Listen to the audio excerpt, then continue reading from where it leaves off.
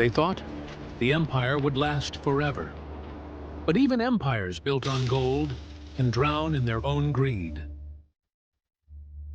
In the summer of 1857, silence began to wander through the barracks. Once loyal soldiers now whispered in the shadows. London called it a rebellion, but for those who lived under the company's rule, it was something else entirely.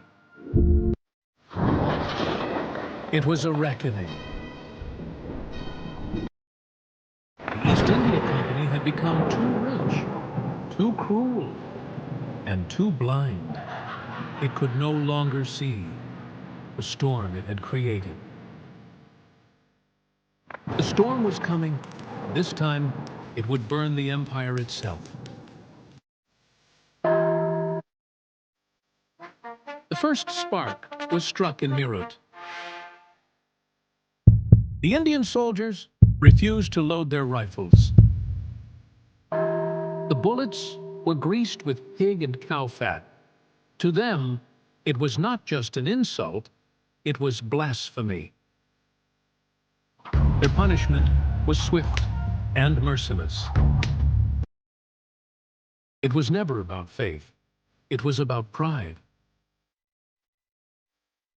For years, they fought in the company's wars, only to watch their own people be crushed. That day, when the rifles turned on their masters, it was not rebellion. It was awakening. This wasn't rebellion. It was justice, written in fire. The revolt spread north. Delhi has fallen. Kanpur did not surrender. Kanpur exploded. Villages burned under a red sky. It wasn't chaos. It was defiance. London sent its armies, but it was already too late. The company had lost its most precious jewel, not in battle, but in control. Within a year, the wealthiest company in history was dissolved. The empire of trade had become an empire of blood. Greed had finally paid its price. The fall of the company was not the work of kings nor of generals.